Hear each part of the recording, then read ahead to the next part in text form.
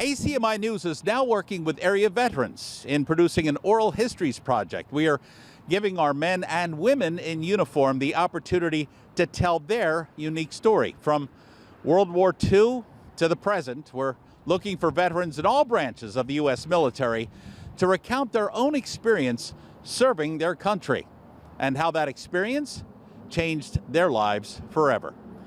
In this newscast, we interview Robert McKersie of the town of Arlington. Now, Robert was a Korean War veteran who served in the United States Navy. And when his destroyer was not off the Korean coastline, Robert was traveling the world.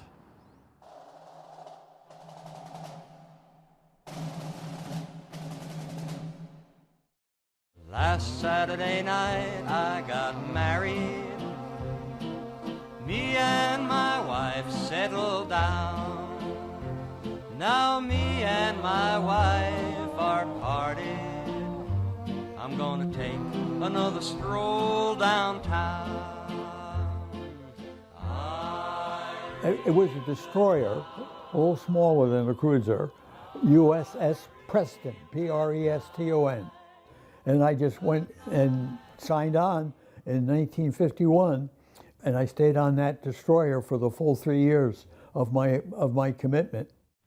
American troops have held back overwhelming numbers of the communist invaders. Our naval and air forces have been carrying the attack to the military bases and supply lines of the aggressors. Our men have fought with grim gallantry. The role for the Navy during the Korean War was basically focused on the aircraft carriers and the planes that would take off and drop bombs to help our troops in the Korean War. In these hectic days of the Korean conflict, Navy and Marine squadrons concentrate on Red Armies surging south across the peninsula. And the best job I had was navigator. There's something, in those days, we didn't have the satellites.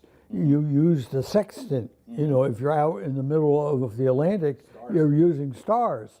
And there's something really magical about taking the star sites and getting yourself fixed within a mile, you know, in the middle of nowhere.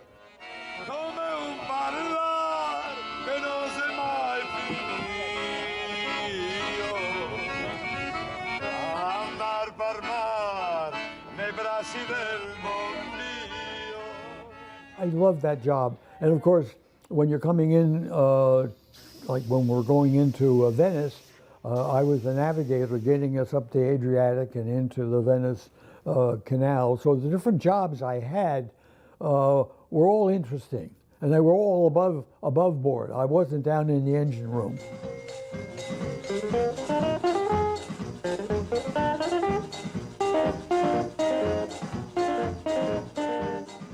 There were some down periods, and I had a court-martial some sailors. I mean, the story in some ways is humorous, but it was also tragic for them. The picture shows the ship out in the canal, so we needed to have Liberty boats going back and forth. And one evening, a group of sailors got drunk and missed the last boat coming out, the last Liberty boat. They looked down and they saw these gondolas. Said, oh, we'll take one of those. So they, in a sense, commandeered a gondola to get themselves back to the ship. And then the gondoliers and the other people on the St. Mark's Plaza, they were yelling and shaking their fists. It almost became an international incident.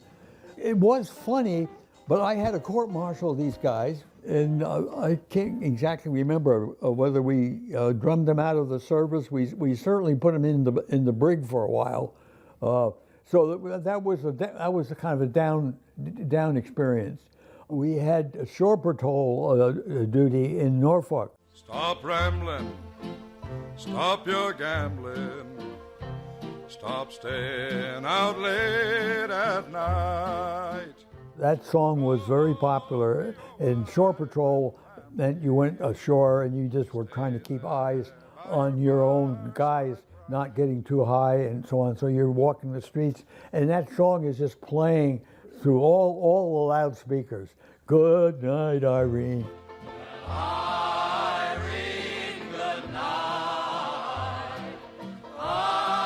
Irene, good night. That song was during the 50s is when it came out. I think I'd like to say that you need to find some experience in some organization, you know, where you're mixing it up with a variety of people and you're kind of testing your own, you know, style and leadership. Good night, Irene. Good night, Irene. I'll see you in my dreams. Good night, Irene. Good night, Irene. I'll see you in my dreams. Good night, Irene. Good night, Irene. I'll see you in my dreams. And we thank Robert for his extraordinary story. Hey, if you're a veteran, or if you know someone who is, we'd love to hear from you at ACMi. If you would like to be part of this ACMi News Oral Histories project with veterans, all you have to do is contact Bill Hayner via email, bill_Hayner@comcast.net. Again, that's bill_Hayner@comcast.net.